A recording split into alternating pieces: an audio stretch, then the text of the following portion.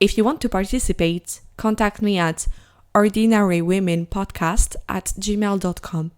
I'm sure you have great projects to brag about. You can also follow me and message me on Instagram at Ordinary Women Podcast, on Twitter at Ordinary Women PC, or on Facebook on the page Ordinary Women. Hello, welcome to Ordinary Women. Hi, Clara. Thank you so much for being here with me today. Hi, Lucy. Thank you for having me. It's a real pleasure to be here. It's a real pleasure to have you too. Can you start by giving a quick presentation of yourself? Yes, sure. So, hello everyone. Thanks for listening to the podcast. I'm Clara. I'm 25. I'm currently living in France, in Toulouse. It's the south part of France, but I grew up in Brittany, so in the north part of France. So it's quite far away. I've always lived in France, except for a couple of months abroad during my studies. And at the moment, I'm working as a project engineer at MEDES. So it's the Institute for Space Physiology and Medicine. It's a thrill. I love it. And yeah, I guess that's pretty much me. And can you say something unusual about you? Something that not so many people know about me, and that now that I grew up, I would say I realized that it had a strong impact on my education, is that I have an uncle who is disabled, and well, he's always been and he's always be.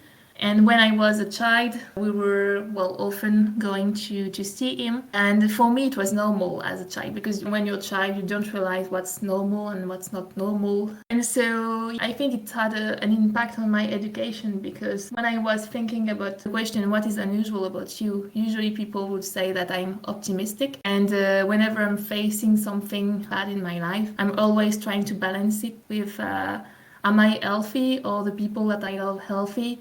And if the answer is yes, I'm like, okay, it's not that bad. And that's how I balance bad news, I would say. And the reason I do this is because when I was going to see my uncle, I was always seeing my grandmother. And she would always tell me, well, if you find an healthy, everything is good.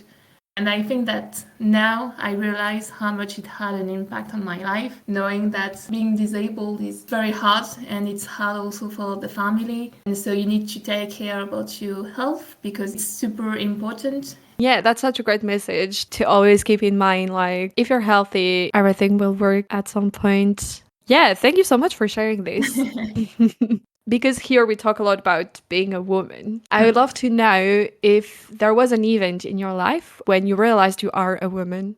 So I think there wasn't a moment. I always knew that I was a girl in a sense, but I think there were moments when I realized that being a woman would be different and maybe harder. Yeah, when I was very young, I learned that, well, there were some gender inequalities and that someday I might be facing them. And especially when I grew up and I decided to follow my studies in science, well, of course, it's not filled with many women. So very early, tons of people around me told me, it's going to be harder. Not that I couldn't make it or anything, it wasn't this, but it was like, you can make it, but people maybe are not going to be so nice, and it's going to be harder to be in this environment surrounded by men that maybe sometimes are not really willing to let the place to women, unfortunately. But I didn't realize that it was hard until very recently, I guess, because I was really surrounded by great people. I knew I was a woman, I knew that things were going to be tough, but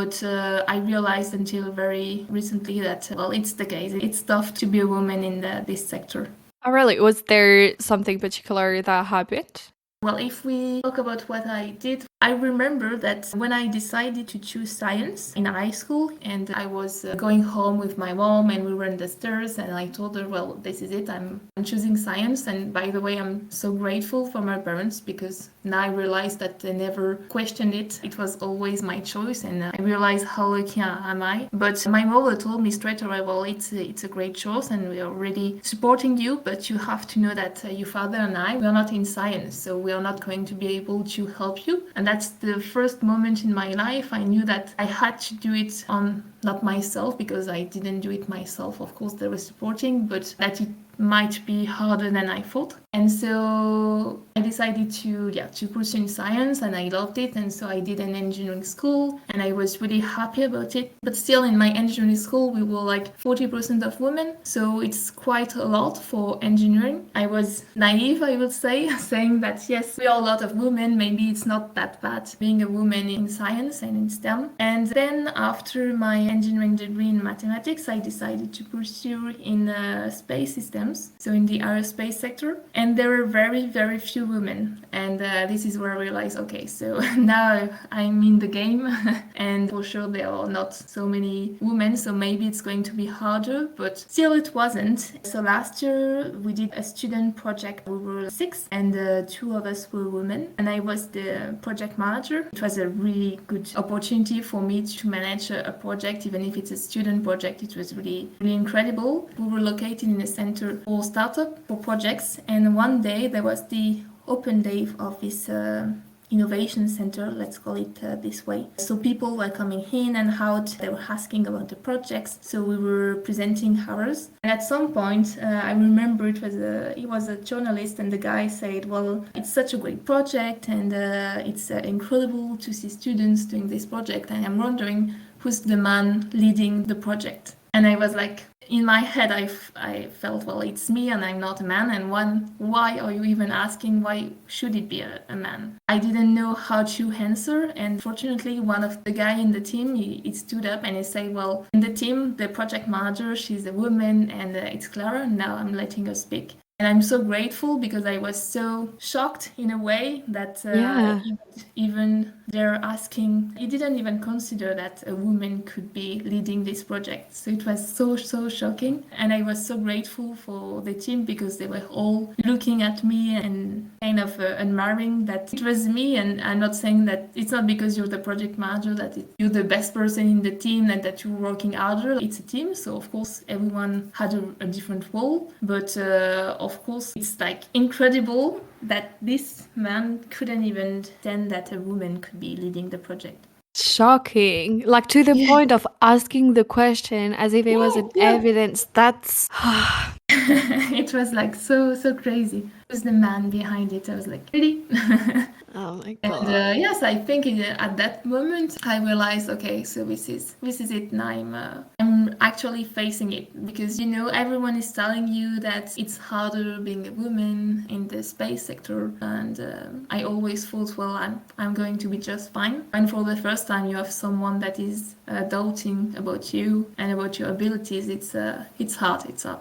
I'm so grateful for being a woman because being a woman, there are things that you believe that are different than men, and I'm not saying that it's better to be a woman or better to be a man, but that I'm just happy to be who I am, and I wouldn't change it.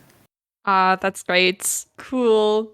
And was there a feminine role model or more than one with whom you grew up as a child? Well, I would say my mother. It's not very Mm-hmm. original, but yeah, she was always there, and she still is. Thank God. I think that I've always admired her for, well, first who she is, but the values that she has been trying to transmit us. And my uncle was disabled. He's a brother, and so she has lived with his disability as well, and she had to face it on a daily basis. And she has 4 brothers, and she was the only woman, so she had to work a lot at home and to help her mother because at that time, well, women were doing a lot of the stuff at home, and so she's always been dedicated to people, and I think that's it's still something that she does a lot. It's always people's life before hers. For this, I strongly admire her, and whenever she's been working, she always told me that you had to work hard to have what you want. Things are not going to be easy, and sometimes you're going to fail, but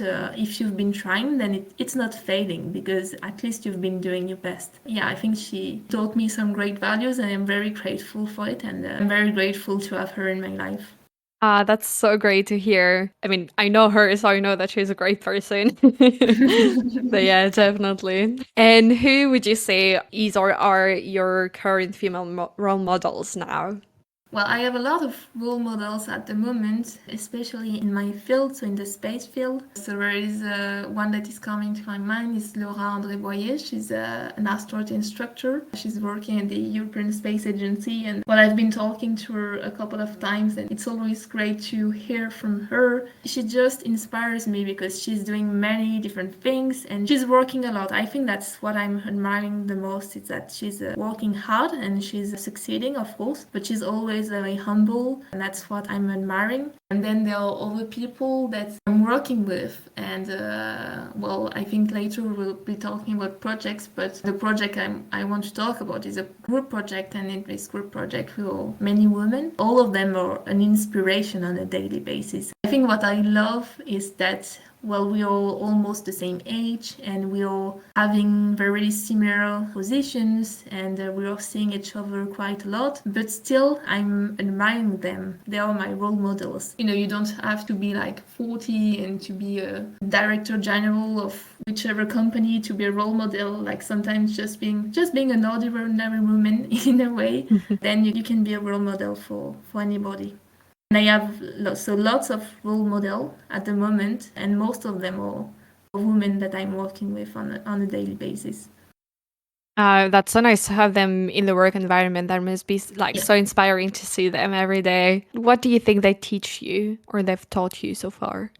Well, I think for most of them, they taught me that you have to work a lot. Like most of them are working on tons of different projects, and that's a real inspiration. And I remember when I was trying to join the space sector, I already had a couple of role models, and most of them were doing different projects. And I was like, oh, but how do they do this? And then little by little, I decided, well, maybe I could try like doing a side project on top of the work and on top of your personal life and going to sports and stuff. So I decided to do this a little and to do like one project and then maybe another, and then I realized that you can do many stuff if you're surrounded by a good team, and I was admiring them for this, and I think I'm so grateful that they were like an inspiration to follow the path that I'm on at the moment, and also not to hesitate to try, I would say, and to do as many things as you want, and not being afraid of failing or not being good enough, to always try. I think that's the best thing that I've learned, is that you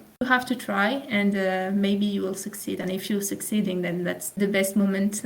Yeah. Oh, that's so great. That's, yeah, it's so important to have that kind of inspiration, definitely. Actually, that leads to my next question, because it seems that they give you some kind of representation that you see women do stuffs, basically, and that inspired you to do that, right? Yeah. And would you say that the lack of representation of women in society impacted you?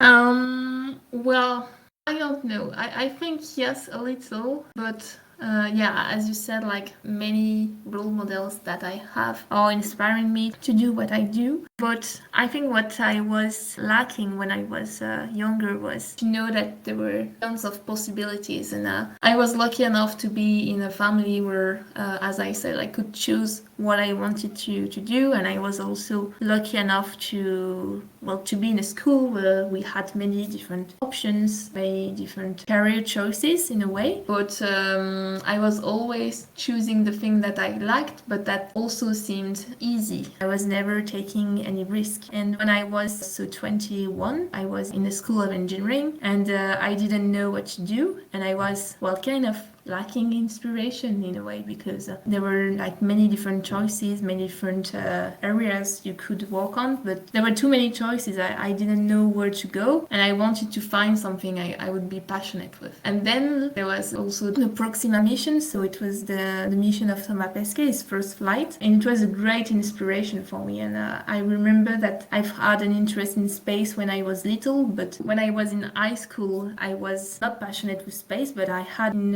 interest in space, but I never thought I could work in this area, because I had this image of men in the same room that were working on the launch of a rocket, and it was always like very cheerful, like, hey, yeah, we did it, and etc. But there were not so many women, and for me it was a very small part of the population working in the space sector, and it was something inaccessible, and I always thought that space wasn't for me. And I'm not sure it was because a lack of representation of women, because in a sense the person person who inspired me to join the space sector is a man. So he was a great source of inspiration because he was from Normandy, and at that time I was studying in Normandy. So I think the space area felt closer to me. I was like, okay, so he's been studying in this city and he's been working there, and so now he's an astronaut. So I mean, if he could do all of this, maybe I could at least try, and maybe there's a chance for me that I could join this sector that seemed inaccessible at some point. So that's what I decided to try, and I think that's the first time in my life I thought that it was risky. I don't know why I thought it was risky, but in a sense, yeah, I thought that it wasn't going to be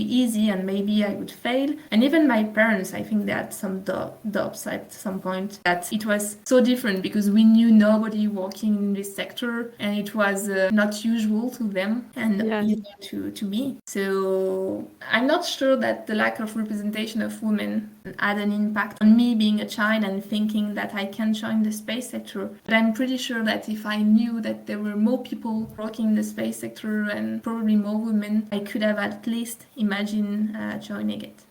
Yeah, that makes a lot of sense. That's so interesting. Good to know. I'm just very ignorant about this whole sector, to be honest. I have no idea. Yeah, but most people all. I mean, it's I think it's quite an unusual sector. But on a daily basis, we are all using satellites when we are communicating. Like at the moment, we are using Right. satellites, and so yes, the space sector is everywhere. But of course, it's not something we think about at first. And when you're looking for somewhere to work in, that's not the first sector you're picturing. It's a sector where tons of people are passionate. Most of the people are like, I've always wanted to work in the space sector since I was a little child. And yeah, and I remember that it was also great inspiration for me to join a sector where most of the people were passionate. And I did an internship very recently at ESA, and I heard in a podcast my mentor there was saying that it could be paid half less and he would still go to work. And I thought it was so funny to hear, but yeah, that's true. Like most people, they really love the job, and that's making this area very, very special. That's so cool. Oh, and when you were talking about NASA, that NASA. reminds me of when they sent the first woman in space. They had no idea about how many tampons she would use for, I think it was like 6 days, and they asked if 100 tampons would be okay. Yeah, it's crazy.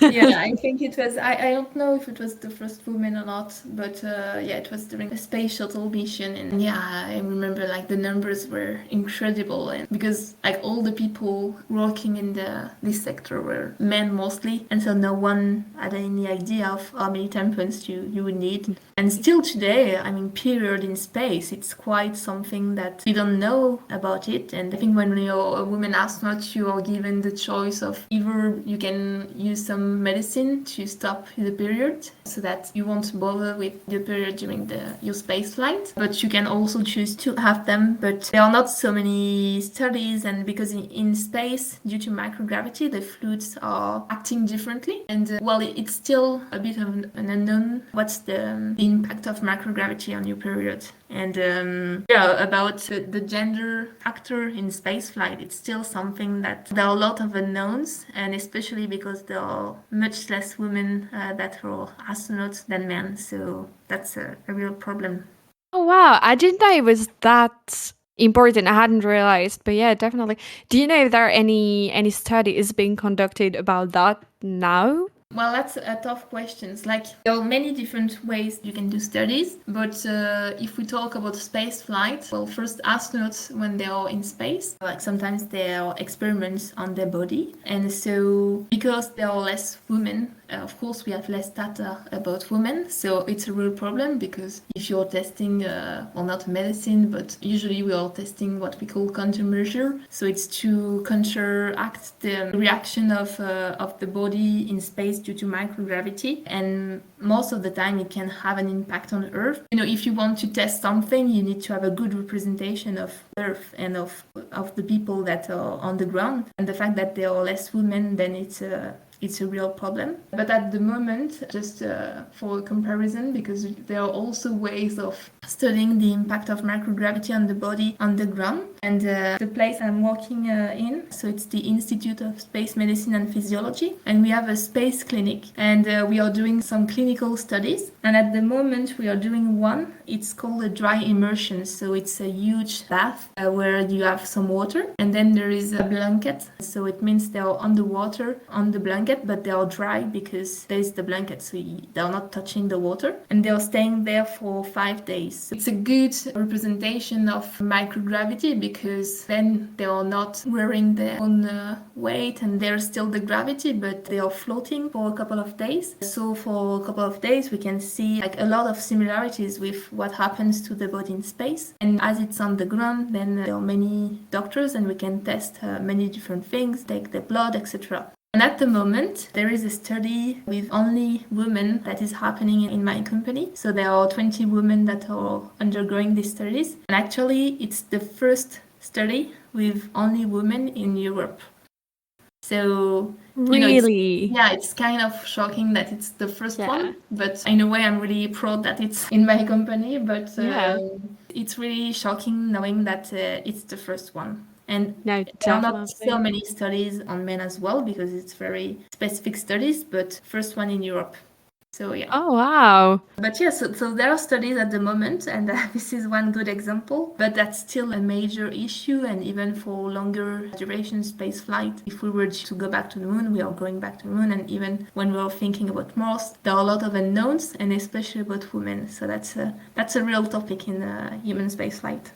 Wow. I've learned so many things in the past 10 minutes. That's that was so interesting. Thank you so much. But we did spend a lot of time talking about other people. So now, it is time to talk about you. So yeah, do you want to talk about a project or like an achievement that you did in your life and of which you're very proud? Yeah, so it's always easier to talk about the others, Yep. but and I thought that I already talked a lot about me. But one project that came to my mind is the fact that so I'm part of the Space Generation Advisory Council. So it's a global organization. It's a non-governmental and non-profit organization, and it's supporting the United Nations Committee on the Uses of Peaceful Outer Space. So it's a huge organization, more than 18,000 members and more than 150 countries. And the main goal is to create a network of students and young professionals that are having an interest in space. So you don't have to be studying space, or you don't have to be working in the aerospace sector. But if you're interested, you can join the organization, and it's free. So it's good to know if you're out there, and if you're interested, you can go on the website spacegeneration.org and join for free. And when I heard for the first time about this organization, it was a little bit more than 2 years ago. I was discussing with some friends, and they were telling me that they were proud of it, and that they were thinking about organizing an event in France with the organization about gender equality. And they asked me if I would be interested in joining the organizing team. So I said yes, because I was really into the topic, and I was really happy also to be joining SGAC. So we started organizing the event. Then it was supposed to happen in 2020, in June 2020, but due to the pandemic, we had to postpone to September. And so while we were preparing the event, we had many ideas coming up to our mind. So we organized some webinars and some activities. We had a call for artwork as well. Little by little, I think we had the idea that it would be great to, like, even after the event, to keep this topic within the organization and to have a dedicated project group in the organization on gender equality. Because in the organization you have the event part, but you also have a couple of project groups. So it's people working on the different projects on a specific topic. And there was no project group related to diversity or gender equality. So we are now officially a project group for a couple of months, but it took quite some time to actually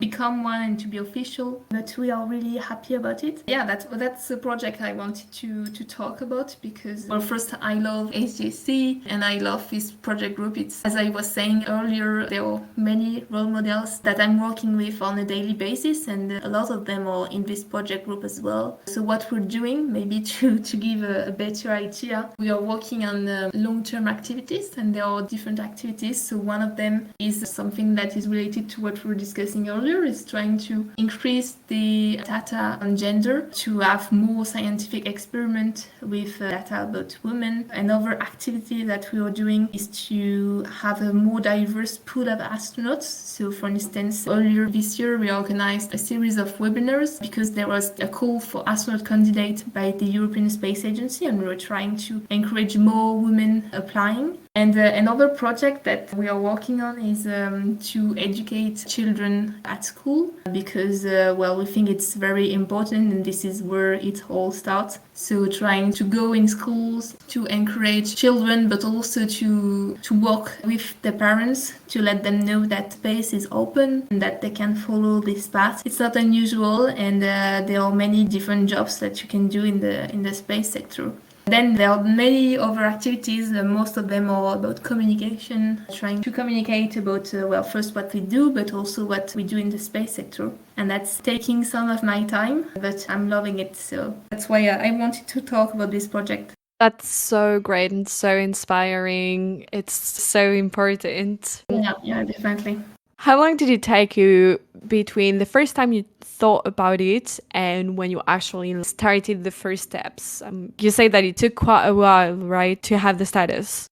Yes, exactly. So when I joined the team, they already had in mind the event, and very quickly we were officially a future event for the organization, because they had already started the process, and some of the members had already in mind from the very beginning that we should be a project group. So it's, as you say, the status of the project group in the organization. And so I was very supportive of this idea, and because we thought it would be easy in a way to become a project group, but as it's a real status, in the organization there are 10 project groups and we are 18,000 members, so you don't have many project groups, because they want to make sure that this is going to be sustainable and that it's not something you can launch and then stop a few months later. You have to keep it in the duration, and then when you're a project group you can recruit members in your team. You have some leaders, you have some people that are having different roles, so it's really official, I would say, and everything that you do is supposed to be reporting in documents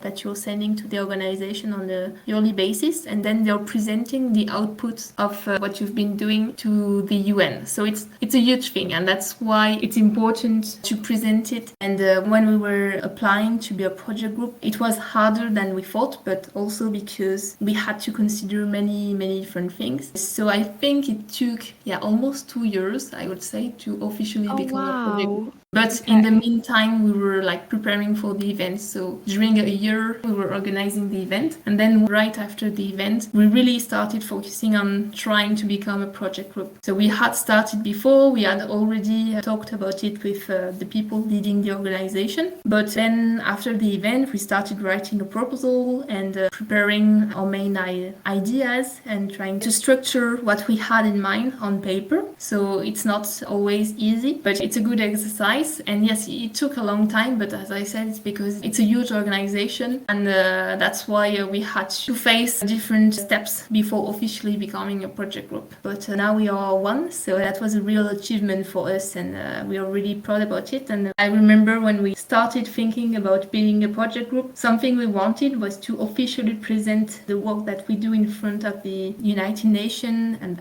the part dedicated to space in the UN. And we did that. Our co-leader did that in September. So that was really amazing to have her presenting our work in front of the UN. It was a huge thing for us, and we were so proud. So now we are joking, we're like, we have to think about the next step now that we have achieved this one. But it's there are many other ideas coming up, so we are not going to stop. Wow, that's so impressive and so great to hear. Congratulations on doing that. Wow, very impressive.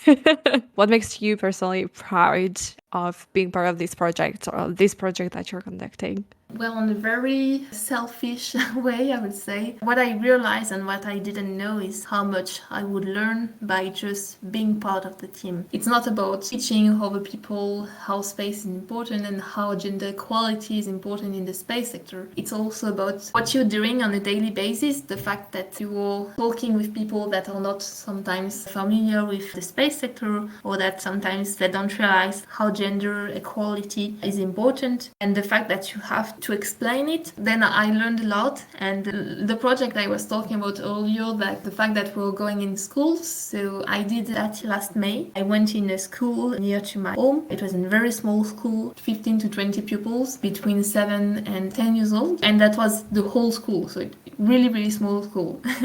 And it was really great to be able to present what we're doing. But in the way, when I came out of this day, I realized how much I learned by just talking to the children. And that's what I love about children. They are always asking questions, like very naive questions in the way. But the questions are always very simple questions, but they make you realize tons of things. Like, for instance, when I asked them, what do you want to do later? Most of them wanted to be farmers. And when I asked why, they were like, well, because our parents are farmers, so that's the job we want to do. Then I was like, I'm here talking about space, but maybe for them it's so far away that they can't even imagine working in the space sector. And I was asking, what do you think about space? They were like, well, I think space is great because thanks to the space sector we have new technology, and in the agriculture we're using this new technology and the geolocalization for the trucks. I was like, yes, of course you're using them. It was great to know that they were really focusing on let's say basic values. I don't know how to say it, but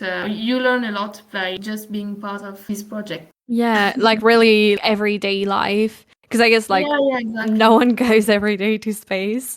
Yeah, exactly. Like they were like, yeah, I mean it's great, etc. But we want to do something that is going to be good for the people. But in a way, they were asking tons of questions, and they were really interesting in what I was saying. But all the questions were related to Earth, and that's what I loved. Like they were always trying to be very realistic, and I thought they were very mature for that. It was kind of great to be able to reflect on this, and also to be able to reflect on the fact that they were really well inspired by their parents, and how much education is important for you as a child, and the influence that it can have on your future.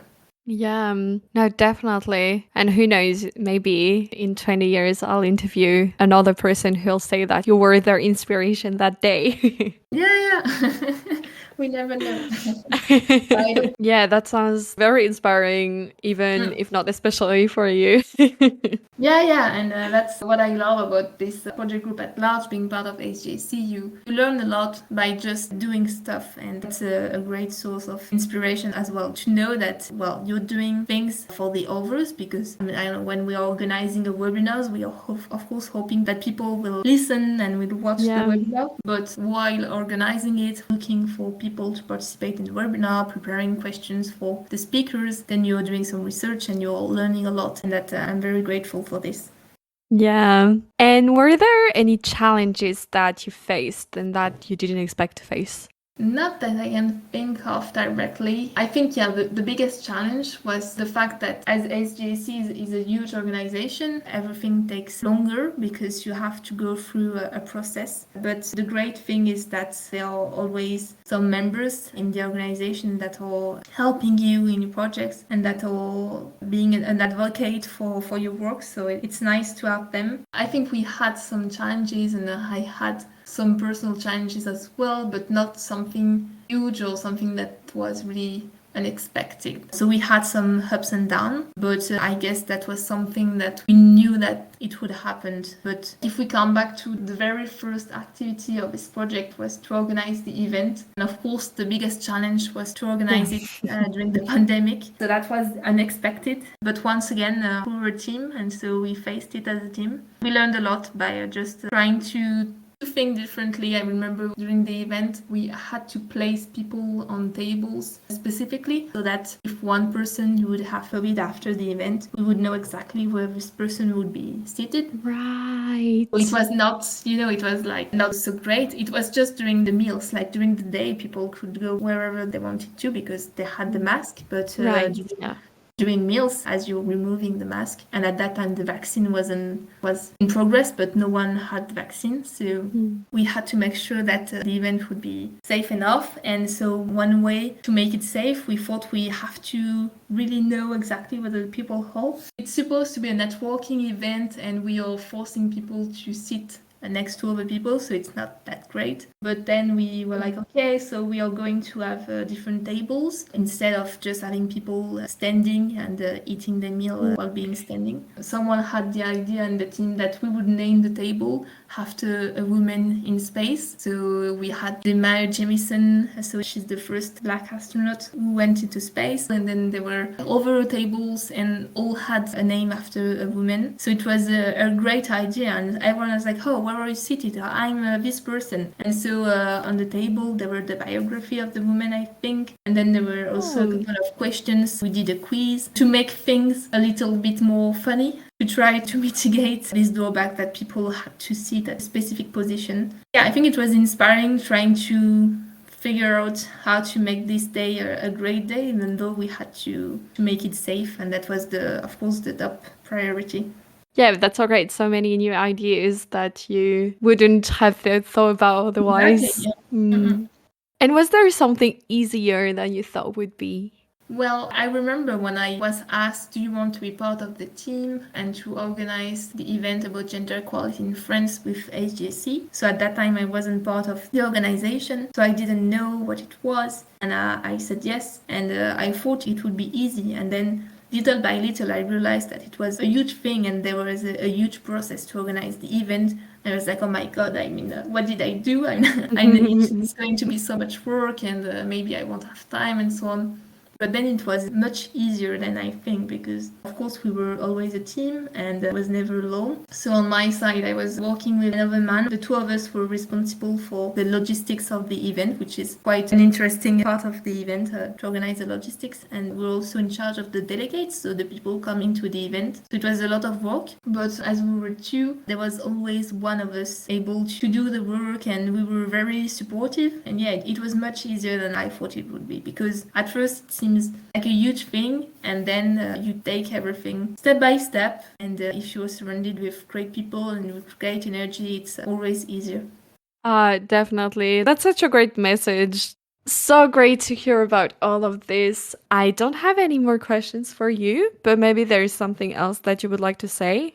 I said it a lot already, but working in the space sector wasn't something that I had in mind since I was a child. It took me a long time to figure out what I wanted to do, and it was bothering me. I was seeing everyone around me knowing that I wanted to do this and this and this, and of course many people didn't know what they wanted to do. But because I had been surrounded with people that were passionate with the job, I wanted to find this passion, but I didn't have one. And I was like, what am I going to do in my life? And now that I know where I am today, I just want to share this message that it's okay not to know, and it's okay not to be sure of what you want to do, and to choose a path, and maybe that wasn't the best choice, and you can try again and do something different, and that's perfectly fine as long as you're trying and you're keeping your mind open and to act. I completely agree. Yeah, nothing happens if you don't do it.